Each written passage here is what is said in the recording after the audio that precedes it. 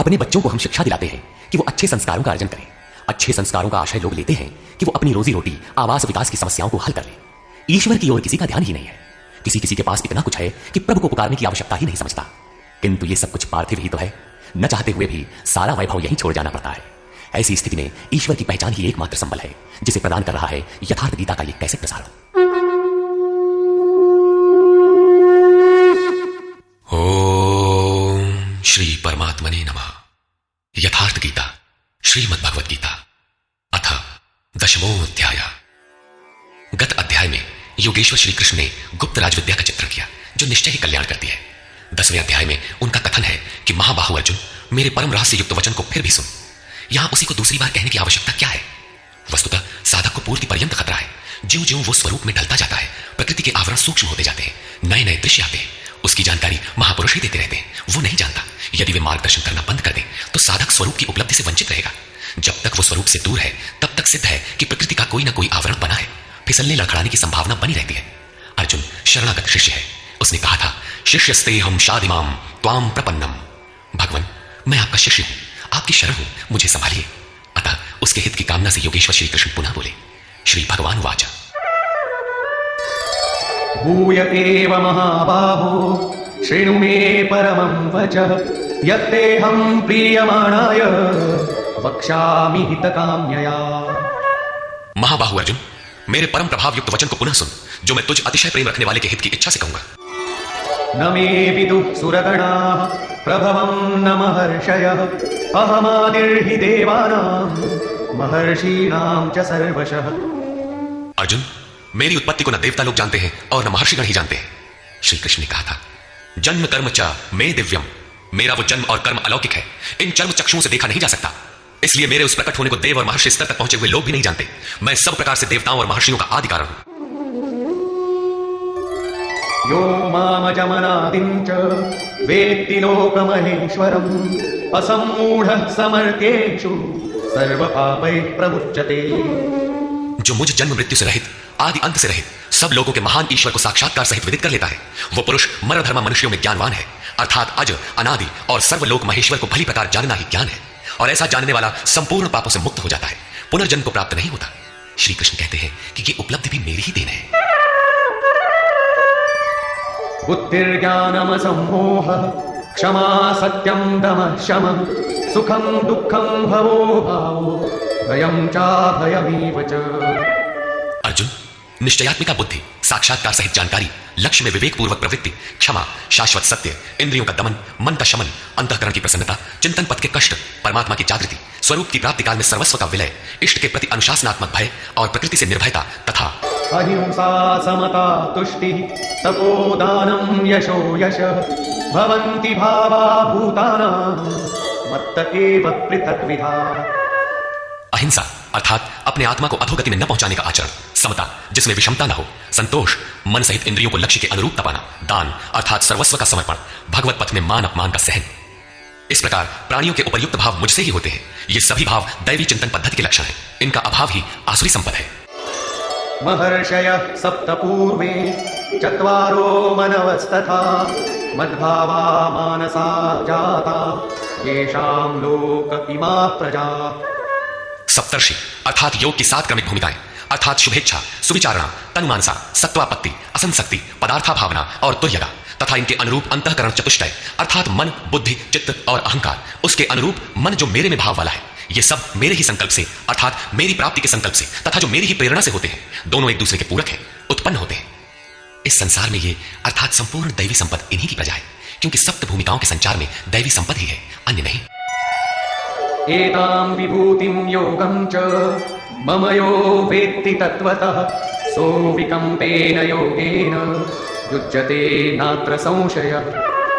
जो पुरुष योग की और मेरी उपर्युक्त विभूतियों को साक्षात्कार के साथ जानता है, वो स्थिर ध्यान योग द्वारा मुझ में एक ही भाव से स्थित होता है। इसमें कुछ भी संशय नहीं है। जिस प्रकार वायु रहित स्थान में रखे दीपक की लौ सीधी जाती है, कंपन नहीं होता, योगी के जीते हुए चित्त की यही परिभाषा है। प्रस्तुत श्लोक में अविकंपेन शब्द इसी आशय की ओर संकेत करता है।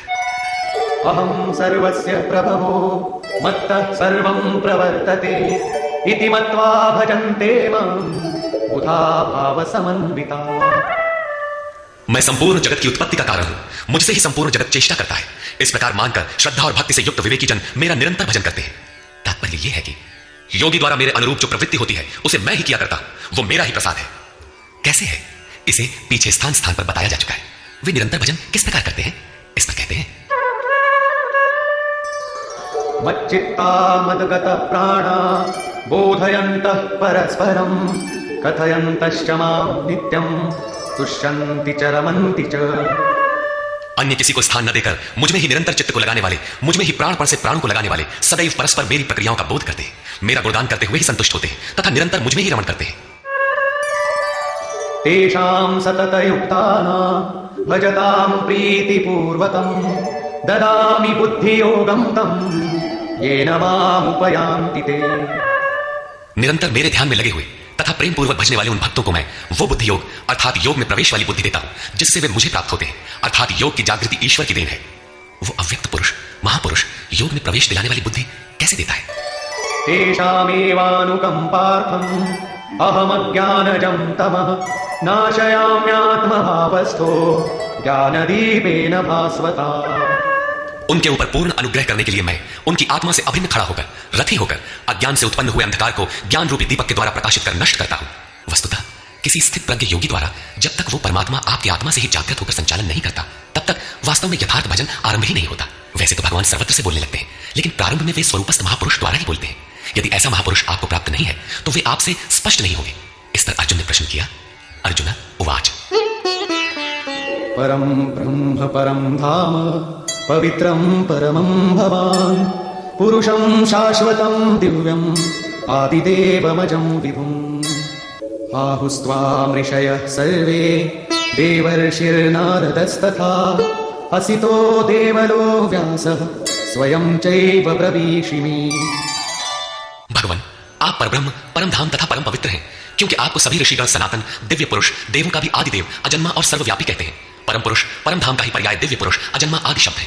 देवर्षि नारद असित देवल व्यास तथा स्वयं आप भी मुझसे वही कहते हैं, अर्थात पहले भूतकालीन महर्षि कहते हैं।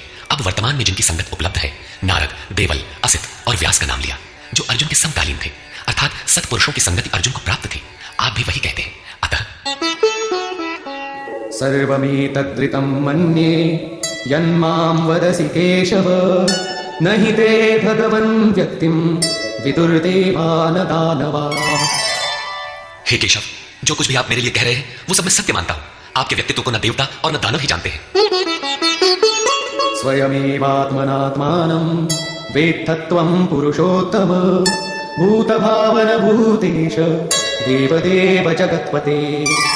हे भूतों को उत्पन्न करने वाले, हे भूतों के ईश्वर, हे देव देव, हे जगत के स्वामी, हे पुरुषों में उत्तम, स्वयं आप ही अपने को जानते हैं, अथवा जिसकी आत्मा में जागृत होकर आप जना देते हैं वो जानता है। वो भी आपके द्वारा आपका जानना हुआ, इसलिए वक्तुमर्हस्य शेषेण दिव्यायात्मविभूतयः याभिर्विभूतिभिर्लोकान् इमां स्वं व्याप्य तिष्ठसि। आप ही अपनी उन दिव्य विभूतियों को संपूर्ण रूप से लेश मात्र विशेष न रखकर कहने में सक्षम हैं, जिन विभूतियों द्वारा आप इन सब लोगों को व्याप्त करके स्थित हैं। कथं विद्यामहं योगिन् स्वां सदा परिचिन्तयन् केषु केषु च भावेषु चिन्त्योऽसि भगवन्मया। हे योगिन, श्री कृष्ण एक योगी थे। मैं किस प्रकार निरंतर चिंतन करता हुआ आपको जानूं, और हे भगवान मैं किन किन भावों द्वारा आपका स्मरण करूं। विस्तरेणात्मनो योगं विभूतिं च जनार्दन भूयः कथय तृप्तिर्हि शृण्वतो नास्ति मे मृतम्। हे जनार्दन, अपनी योग शक्ति को और योग की विभूति को फिर भी विस्तार पूर्वक कहिए। संक्षेप में तो इसी अध्याय के आरंभ में कहा ही है, पुनः कहिए, क्योंकि अमृत तत्व को दिखाने वाले इन वचनों को सुनने से मेरी तृप्ति नहीं होती। रामचरित जे सुनत अघाही रस विशेष जाना तिन नाही। जब तक प्रवेश नहीं मिल जाता तब तक उसे अमृत तत्व को जानने की पिपासा बनी रहती है। प्रवेश से पूर्व रास्ते में ही यह सोचकर कोई बैठ गया कि बहुत जान लिया तो उसने नहीं जाना, सिद्ध है कि उसका मार्ग अवरुद्ध होना चाहता है। इसलिए साधक को पूर्ति पर्यंत इष्ट के निर्देशन को पकड़ते रहना चाहिए और उसे आचरण में ढालना चाहिए। अर्जुन की उक्त जिज्ञासा पर योगेश्वर श्री कृष्ण ने कहा। श्री भगवान वाच, हन्तते कथयिष्यामि दिव्याह्यात्मविभूतयः प्राधान्यतः कुरु श्रेष्ठ नास्त्यन्तो विस्तरस्य मे। कुरुश्रेष्ठ अर्जुन, अब मैं अपनी दिव्य विभूतियों को उनमें से प्रमुख विभूतियों को तुझसे कहूंगा, क्योंकि मेरी विभूतियों के विस्तार का अंत नहीं है। अहमात्मा गुडाकेश सर्वभूताशय स्थितः अहमादिश्च मध्यं च भूतानामन्त एव च। अर्जुन, मैं सब भूतों के हृदय में स्थित सबका आत्मा हूं तथा संपूर्ण भूतों का आदि, मध्य और अंत भी मैं ही हूं, अर्थात जन्म, मृत्यु और जीवन भी मैं ही हूं। आदित्यानामहं विष्णुः ज्योतिषां रविरंशुमान् मरीचिर्मरुताम् अस्मि नक्षत्राणामहं शशि। मैं आदित्य के 12 पुत्रों में विष्णु और ज्योतियों में प्रकाशमान सूर्य हूं। वायु के भेदों में मैं मरीचि नामक वायु और नक्षत्रों में चंद्रमा हूं। वेदानां सामवेदोऽस्मि देवानामस्मि वासवः इन्द्रियाणां मनश्चास्मि भूतानामस्मि चेतना। वेदों में मैं सामवेद अर्थात पूर्ण समत्व दिलाने वाला गायन हूं। देवों में मैं उनका अधिपति इंद्र हूं और इंद्रियों में मन हूं, क्योंकि मन के निग्रह से ही मैं जाना जाता हूं, तथा प्राणियों में मैं उनकी चेतना हूं। रुद्राणां शंकरश्चास्मि वित्तेशो यक्षरक्षसां वसूनां पावकश्चास्मि मेरुः शिखरिणामहम्। एकादश रुद्रों में मैं शंकर हूं। शंखधन अर सा शंकर अर्थात शंकाओं से उपराम अवस्था में हूं। यक्ष तथा राक्षसों में मैं धन का स्वामी कुबेर हूं। 8 वसुओं में मैं अग्नि और शिखर वालों में सुमेरु अर्थात शुभों का मेल मैं हूं। वही सर्वोपरि शिखर है, न कि कोई पहाड़ी। वस्तुतः ये सब योग साधना के प्रतीक है, यौगिक शब्द है। पुरोधसां च मुख्यं मां विद्धि पार्थ बृहस्पतिं सेनानीनामहं स्कन्दः सरसामस्मि सागरः। पुर की रक्षा करने वाले पुरोहितों में बृहस्पति मुझे ही जान, जिससे दैवी संपत्ति का संचार होता है। और हे पार्थ, सेनापतियों में मैं स्वामी कार्तिकेय हूं। कर्म का त्याग ही कार्तिक है, जिससे चराचर का संहार, प्रलय और इष्ट की प्राप्ति होती है। जलाशयों में मैं समुद्र हूं। महर्षीणां भृगुरहं गिरामस्म्येकमक्षरं यज्ञानां जपयज्ञोऽस्मि स्थावराणां हिमालयः। महर्षियों में मैं भृगु हूं और वाणी में एक अक्षर ओमकार हूं, जो उस ब्रह्म का परिचायक है। सब प्रकार के यज्ञों में मैं जप यज्ञ हूं। यज्ञ परम में प्रवेश दिला देने वाली आराधना की विधि विशेष का चित्र है।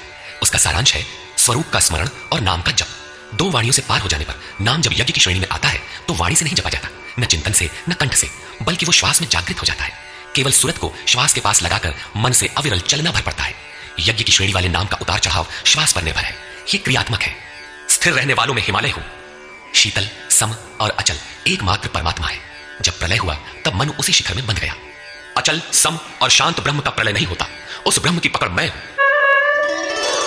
अश्वत्थः सर्ववृक्षाणां देवर्षीणां च नारदः गन्धर्वाणां चित्ररथः सिद्धानां कपिलो मुनिः। सब वृक्षों में मैं अश्वत्थ हूं। अश्व कल तक भी जिसके रहने की गारंटी नहीं दी जा सकती, ऐसा ऊर्ध्व मूलतः शाखम अश्वत्थ। ऊपर परमात्मा जिसका मूल है, नीचे प्रकृति जिसकी शाखाएं हैं, ऐसा संसार ही एक वृक्ष है जिसे पीपल की संज्ञा दी गई है।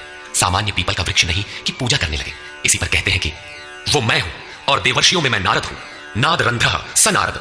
दैवी संपत्ति इतनी सूक्ष्म हो गई कि स्वर में उठने वाली ध्वनि अर्थात नाद पकड़ में आ जाए, ऐसी जागृति मैं हूं। गंधर्वों में मैं चित्ररथ हूं अर्थात गायन अर्थात चिंतन करने वाली प्रवृत्तियों में जब स्वरूप चित्रित होने लगे, वो अवस्था विशेष मैं हूं। सिद्धों में मैं कपिल मुनि हूं। काया ही कपिल है, इसमें जब लब लग जाए उस ईश्वरीय संचार की अवस्था मैं हूं। उच्चैश्रवसमश्वानां विद्धि माममृतोद्भवम् ऐरावतं गजेन्द्राणां नराणां च नराधिपम्। घोड़ों में मैं अमृत से उत्पन्न होने वाला उच्चैः श्रवा नामक घोड़ा हूं। दुनिया में हर वस्तु नाशवान है, आत्मा ही अजर अमर अमृत स्वरूप है। इस अमृत स्वरूप से जिसका संचार है वो घोड़ा मैं हूं। घोड़ा गति का प्रतीक है। आत्म तत्व को ग्रहण करने में मन जब उधर गति पकड़ता है, घोड़ा है। ऐसी गति मैं हूं। हाथियों में ऐरावत नामक हाथी मैं हूं। मनुष्यों में राजा मुझको जान। वस्तुतः महापुरुष ही राजा है जिसके पास अभाव नहीं है। आयुधानामहं वज्रं धेनूनामस्मि कामधुक् प्रजनश्चास्मि कंदर्पः सर्पाणामस्मि वासुकी। शस्त्रों में मैं वज्र हूं, गायों में कामधेनु हूं। कामधेनु कोई ऐसी गाय नहीं है जो दूध के स्थान पर मनचाहा व्यंजन परसती हो। ऋषियों में वशिष्ठ के पास कामधेनु थी। वस्तुतः गो इंद्रियों को कहते हैं। इंद्रियों का संयत होना इष्ट को वश में रखने वाले में पाया जाता है। जिसकी इंद्रियां ईश्वर के अनुरूप स्थिर हो जाती हैं, उसके लिए उसी की इंद्रियां कामधेनु बन जाती है। फिर तो जो इच्छा करी हो मन माही, हरि प्रसाद कछु दुर्लभ नाही, उसके लिए कुछ भी दुर्लभ नहीं रहता। प्रजनन करने वालों में नवीन स्थितियों को प्रकट करने वाला मैं हूं। प्रजनन एक तो लड़का बाहर पैदा किया जाता है। चराचर में रात दिन पैदा ही होते हैं। चूहे चींटी रात दिन करते हैं ऐसा नहीं, बल्कि एक स्थिति से दूसरी स्थिति। इस प्रकार वृत्तियों का परिवर्तन होता है। वो परिवर्तित स्वरूप मैं हूं। सर्पों में मैं वासुकी हूं। अनन्तश्चास्मि नागानां वरुणो यादसामहं पितॄणामर्यमा चास्मि यमः संयमतामहम्। नागों में मैं अनंत अर्थात शेष नाग हूं। वैसे तो ये कोई सर्प नहीं है। गीता की समकालीन पुस्तक श्रीमद् भागवत में इसके रूप की चर्चा है कि इस पृथ्वी से 30,000 योजन की दूरी पर उस परमात्मा की वैष्णवी शक्ति है जिसके सिर पर यह पृथ्वी सरसों के दाने की तरह भार रहित टिकी है। उस युग में योजन का पैमाना चाहे जो रहा हो, फिर भी यह पर्याप्त दूर है। वस्तुतः ये आकर्षण शक्ति का चित्रण है। वैज्ञानिकों ने जिसे ईथर माना है। ग्रह उपग्रह सभी उसी शक्ति के आधार पर टिके हैं। उस शून्य में ग्रहों का कोई भार भी नहीं है। वो शक्ति सर्प की कुंडली की तरह सभी ग्रहों को लपेटे है। यही है वो अनंत जिससे पृथ्वी धारण की जाती है। श्री कृष्ण कहते हैं, ऐसी ईश्वरीय शक्ति मैं हूं। जलचरों में उनका अधिपति वरुण हूं तथा पितरों में अर्यमा हूं। अहिंसा, सत्य, अस्तेय, ब्रह्मचर्य और अपरिग्रह 5 यम हैं। इनके पालन में आने वाले विकारों को काटना अरह है। विकारों के शमन से पितृ अर्थात भूत संस्कार तृप्त होते, निवृत्ति प्रदान कर देते। शासन करने वालों में मैं यमराज हूं अर्थात उपयुक्त यमों का नियामक हूं। प्रह्लादश्चास्मि दैत्यानां कालः कलयतामहम्। मृगाणां च मृगेन्द्रोऽहम् वैनतेयश्च पक्षिणाम्। मैं दैत्यों में प्रहलाद हूं, पर आह्लाद, पर के लिए आह्लाद। प्रेम ही प्रहलाद है। आसुरी संपद में रहते हुए ईश्वर के लिए आकर्षण विकलता आरंभ होती है जिससे परम प्रभु का दिग्दर्शन होता है। ऐसा प्रेमोल्लास मैं हूं। गिनती करने वालों में मैं समय हूं। 1, 2, 3, 4 ऐसी गिनती या क्षण, घड़ी, दिन, पक्ष, मास इत्यादि नहीं, बल्कि ईश्वर के चिंतन में लगा हुआ समय मैं हूं। यहां तक कि जागत में सुमिरन करे, सोवत में लव लाए। अनवरत चिंतन में समय मैं हूं। पशुओं में मृगराज, योगी भी मृग धन ग अर्थात योग रूपी जंगल में गमन करने वाला है। तथा पक्षियों में गरुड़ मैं हूं। ज्ञान ही गरुड़ है। जब ईश्वरीय अनुभूति आने लगती है तब यही मन अपने आराध्य भगवान की सवारी बन जाता है। और जब यही मन संशय से युक्त है तब सर्प होता है, डसता रहता है, योनियों में फेंकता है। गरुड़ विष्णु की सवारी है। जो सत्ता विश्व में अणु रूप से संचालित है, ज्ञान संयुक्त मन उसे अपने में धारण करता है, उसका वाहक बनता है। श्री कृष्ण कहते हैं, इष्ट को धारण करने वाला मन मैं हूं। पवनः पवतामस्मि रामः शस्त्रभृतामहम्। झषाणां मकरश्चास्मि स्रोतसामस्मि जाह्नवी। पवित्र करने वालों में मैं वायु हूं, शस्त्रधारियों में राम हूं। रमन्ति योगिनः यस्मिन् स रामः। योगी किसमें रमण करते हैं? अनुभव में। ईश्वर इष्ट रूप में जो निर्देशन देता है, योगी उसमें रमण करते हैं। उस जागृति का नाम राम है और वो जागृति मैं हूं। मछलियों में मगर तथा नदियों में गंगा मैं हूं। सर्गाणामादिरन्तश्च मध्यं चैवाहमर्जुन। अध्यात्म विद्या विद्यानां वादः प्रवदतामहम्। हे अर्जुन, सृष्टियों का आदि, अंत और मध्य मैं ही हूं। विद्याओं में अध्यात्म विद्या मैं हूं। जो आत्मा का आधिपत्य दिला दे वो विद्या मैं हूं। संसार में अधिकांश प्राणी माया के आधिपत्य में है। राग, द्वेष, काल, कर्म, स्वभाव और गुणों से प्रेरित है। इनके आधिपत्य से निकालकर आत्मा के आधिपत्य में ले जाने वाली विद्या मैं हूं, जिसे अध्यात्म विद्या कहते हैं। परस्पर होने वाले विवादों में ब्रह्म चर्चा में जो निर्णायक है, ऐसी वार्ता मैं हूं। शेष निर्णय तो अनिर्णीत होते हैं। अक्षराणामकारोऽस्मि द्वन्द्वः सामासिकस्य च। अहमेवाक्षयः कालो धाताहं विश्वतो मुखः। मैं अक्षरों में आकार, ओमकार तथा समासों में द्वंद्व नामक समास हूं। अक्षय काल मैं हूं। काल सदैव परिवर्तनशील है, किंतु वो समय जो अक्षय अजर अमर परमात्मा में प्रवेश दिलाता है, वो अवस्था मैं हूं। विराट स्वरूप अर्थात सर्वत्र व्याप्त, सबको धारण पोषण करने वाला भी मैं ही हूं। मृत्युः सर्वहरश्चाहम् उद्भवश्च भविष्यताम्। कीर्तिः श्रीर्वाक्च नारीणां स्मृतिर्मेधा धृतिः क्षमा। मैं सबका नाश करने वाला मृत्यु और आगे होने वालों की उत्पत्ति का कारण हूं। स्त्रियों में मैं यश, शक्ति, वाक्पटुता, स्मृति, मेधा अर्थात बुद्धि, धैर्य और क्षमा मैं हूं।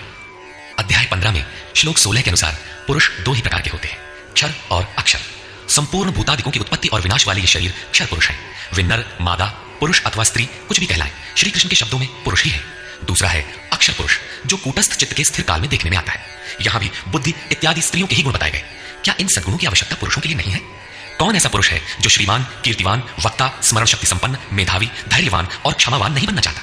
बौद्धिक स्तर पर कमजोर लड़कों में इन्हीं गुणों का विकास करने के लिए माता पिता पढ़ाई की अतिरिक्त व्यवस्था करते हैं। यहां कहते हैं कि ये लक्षण केवल स्त्रियों में पाए जाते हैं। अतः आप विचार कर देखें कि स्त्री कौन है। वस्तुतः आपके हृदय की प्रवृत्ति ही नारी है। उसमें इन गुणों का संचार होना चाहिए। इन गुणों को धारण करना स्त्रीलिंग पुल्लिंग सबके लिए उपयोगी है। बृहत्साम तथा साम्नां गायत्री छन्दसामहम्। मासानां मार्गशीर्षोऽहम् ऋतूनां कुसुमाकरः। गायन करने योग्य श्रुतियों में मैं बृहत्साम अर्थात वृहत से संयुक्त समत्व दिलाने वाला गायन हूं, अर्थात ऐसी जागृति मैं हूं। छंदों में गायत्री छंद मैं हूं। गायत्री कोई मंत्र नहीं है जिसे पढ़ने से मुक्ति मिलती हो, वरन एक समर्पणात्मक छंद है। 3 बार विचलित होने के पश्चात ऋषि विश्वामित्र ने अपने को इष्ट के प्रति समर्पित करते हुए कहा, ओम भूर्भुवः स्वः तत्सवितुर्वरेण्यं भर्गो देवस्य धीमहि धियो यो नः प्रचोदयात्। अर्थात भूः भुवः और स्वः तीनों लोकों में तत्व रूप से व्याप्त देव आप ही वरेण्य हैं। हमें ऐसी बुद्धि दें, ऐसी प्रेरणा करें कि हम लक्ष्य को प्राप्त कर लें। ये मात्र एक प्रार्थना है। साधक अपनी बुद्धि से यथार्थ निर्णय नहीं ले पाता कि मैं कब सही हूं और कब गलत। उसकी ये समर्पित प्रार्थना मैं हूं जिसमें निश्चित कल्याण है, क्योंकि वो मेरे आश्रित हुआ है। मासों में शीर्षस्थ मार्ग मैं हूं और जिसमें सदैव बहार हो ऐसा ऋतु, हृदय की ऐसी अवस्था भी मैं ही हूं। यूतं छलयतामस्मि तेजस्तेजस्विनामहं जयोस्मि व्यवसायोस्मि सत्वं सत्ववतामहं। तेजस्वी पुरुषों का तेज मैं हूं, जुए में छल करने वालों का छल मैं हूं। तब तो अच्छा है जुआ खेलें, उसमें कल बल छल करें, वही भगवान है। नहीं, ऐसा कुछ नहीं है। यह प्रकृति ही एक जुआ है, यही ठगनी है। इस प्रकृति के द्वंद्व से निकलने के लिए दिखावा छोड़कर छिपाव के साथ गुप्त रूप से भजन करना ही छल है। छल है तो नहीं, किंतु बचाव के लिए आवश्यक है। जड़ भरत की तरह, उन्मत्त, अंधे, बहरे और गूंगे की तरह हृदय से जानकार होते हुए भी बाहर से ऐसे रहें कि अनजान हो, सुनते हुए भी न सुने, देखते हुए भी न देखें। छिपकर ही भजन का विधान है। तभी साधक प्रकृति पुरुष के जुए में पार पाता है। जीतने वालों की विजय मैं हूं और व्यवसायियों का निश्चय, जिसे अध्याय 2 श्लोक 41 में कह आए हैं। इस योग में निश्चयात्मक क्रिया एक है, बुद्धि एक ही है, दिशा एक ही है। ऐसी क्रियात्मक बुद्धि मैं हूं, सात्विक पुरुषों का तेज और ओज मैं हूं। कृष्णीनां वासुदेवोऽस्मि पाण्डवानां धनञ्जयः मुनीनामप्यहं व्यासः कवीनामुशना कवि। वृष्णि वंश में मैं वासुदेव अर्थात सर्वत्र वास करने वाला देव हूं। पांडवों में मैं धनंजय हूं। पुण्य ही पांडु है और आत्मिक संपत्ति ही स्थिर संपत्ति है। पुण्य से प्रेरित होकर आत्मिक संपत्ति को अर्जित करने वाला धनंजय मैं हूं। मुनियों में मैं व्यास हूं। परम तत्व को व्यक्त करने की जिसमें क्षमता है वो मुनि मैं हूं। कवियों में उष्णा अर्थात उसमें प्रवेश दिलाने वाला काव्यकार मैं हूं। दण्डोदमयतामस्मि नीतिरस्मि जिगीषतां मौनं चैवास्मि गुह्यानां ज्ञानं ज्ञानवतामहम्। दमन करने वालों में दमन की शक्ति मैं हूं। जीतने की इच्छा वालों की मैं नीति हूं। गुप्त रखने योग्य भावों में मौन हूं और ज्ञानवानों में साक्षात के साथ मिलने वाली जानकारी पूर्ण ज्ञान मैं हूं। यच्चापि सर्वभूतानां बीजं तदहमर्जुन न तदस्ति विना यत्स्यात् मया भूतं चराचरम्। अर्जुन, सब भूतों की उत्पत्ति का कारण भी मैं ही हूं, क्योंकि चर और अचर ऐसा कोई भी भूत नहीं है जो मुझसे रहित हो। मैं सर्वत्र व्याप्त हूं, सब मेरे ही सकाश से है। नान्तोऽस्ति मम दिव्यानां विभूतीनां परन्तप एष तु देशतः प्रोक्तो विभूतेर्विस्तरो मया। परंतप अर्जुन, मेरी दिव्य विभूतियों का अंत नहीं है। अपनी विभूतियों का विस्तार तो मैंने संक्षेप से कहा है, वस्तुतः वे अनंत हैं। इस अध्याय में कुछ ही विभूतियों का स्पष्टीकरण किया गया है, क्योंकि अगले ही अध्याय में अर्जुन इन सबको देखना चाहता है, क्योंकि प्रत्यक्ष दर्शन से ही विभूतियां समझ में आती है। विचारधारा समझने के लिए इसी से थोड़ा अर्थ दिया गया। यद्यद् विभूतिमत्सत्त्वं श्रीमदूर्जितमेव वा तत्तदेवावगच्छत्वं मम तेजोंश संभवम्। जो जो भी ऐश्वर्य युक्त, कांति युक्त और शक्ति युक्त वस्तुएं हैं, उनको तू मेरे तेज के एक अंश मात्र से उत्पन्न हुई जान। अथवा बहुनैतेन किं ज्ञातेन तवार्जुन विष्टभ्याहमिदं कृत्स्नम् एकांशेन स्थितो जगत्। अथवा अर्जुन, इस बहुत जानने से तेरा क्या प्रयोजन है? मैं इस संपूर्ण जगत को एक अंश मात्र से धारण करके स्थित हूं। उपर्युक्त विभूतियों के वर्णन का तात्पर्य यह नहीं है कि आप या अर्जुन इन सभी वस्तुओं को पूजने लगे, बल्कि श्री कृष्ण का आशय केवल इतना ही है कि इन सब ओर से श्रद्धा समेटकर केवल उन अविनाशी परमात्मा में लगावे।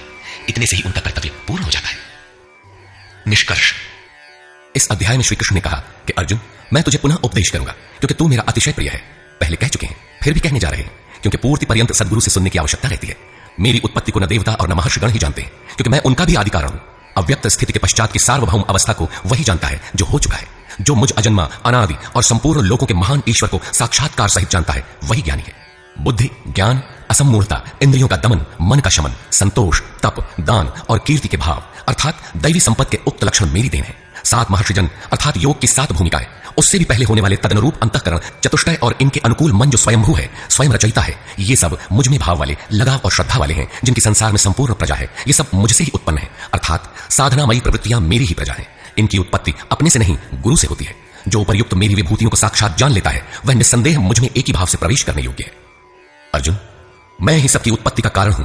ऐसा जो श्रद्धा से जान लेते हैं, वे अनन्य भाव से मेरा चिंतन करते हैं, निरंतर मुझ में मन, बुद्धि और प्राणों से लगने वाले होते हैं, आपस में मेरा गुण चिंतन और मुझ में रमा करते हैं। उन निरंतर मुझसे संयुक्त हुए पुरुषों को मैं योग में प्रवेश करने वाली बुद्धि प्रदान करता हूं। यह भी मेरी ही देन है। किस प्रकार बुद्धि योग देते हैं? तो अर्जुन, आत्मभावस्थ उनकी आत्मा में जागृत होकर खड़ा हो जाता हूं और उनके हृदय में अज्ञान से उत्पन्न अंधकार को ज्ञान रूपी दीपक से नष्ट करता हूं। अर्जुन ने प्रश्न किया कि भगवान, आप परम पवित्र, सनातन, दिव्य, अनादि और सर्वत्र व्याप्त हैं, ऐसा महर्षिगण कहते हैं। तथा वर्तमान में देवर्षि नारद, देवल, व्यास और आप भी वही कहते हैं। यह सत्य भी है कि आपको न देवता जानते हैं और न दानव, स्वयं आप जिसे जना दे वही जान पाता है। आप ही अपनी विभूतियों को कहने में समर्थ हैं। अतः जनार्दन, आप अपनी विभूतियों को विस्तार से कहिए। पूर्ति पर्यंत इष्ट से सुनते रहने की उत्कंठा बनी रहनी चाहिए। आगे इष्ट के अंतराल में क्या है उसे साधक क्या जाने। इस पर योगेश्वर श्री कृष्ण ने एक एक करके अपनी प्रमुख विभूतियों का लक्षण संक्षेप में बताया, जिनमें से कुछ तो योग साधन में प्रवेश करने के साथ मिलने वाली अंतरंग विभूतियों का चित्रण है और शेष कुछ समाज में रिद्धियों सिद्धियों के साथ पाई जाने वाली विभूतियों पर प्रकाश डाला। और अंत में उन्होंने बल देकर कहा, अर्जुन, बहुत कुछ जानने से तेरा क्या प्रयोजन है। इस संसार में जो कुछ भी तेज और ऐश्वर्य युक्त वस्तुएं हैं वह सब मेरे तेज के अंश मात्र में स्थित है। वस्तुतः मेरी विभूतियां अपार हैं। ऐसा कहते हुए योगेश्वर ने इस अध्याय का पटाक्षेप किया।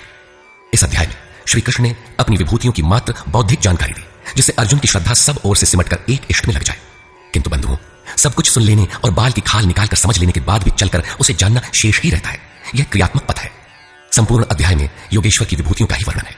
अतः ओम तत्सदिति श्रीमद्भगवद्गीता सूपनिषत्सु ब्रह्म विद्यायाम योग शास्त्रे श्री कृष्णार्जुन संवादे विभूति वर्णन योगो नाम 10वां अध्याय। इस प्रकार स्वामी अड़गड़ानंद कृत श्रीमद्भगवद्गीता के भाष्य यथार्थ गीता का 10वां अध्याय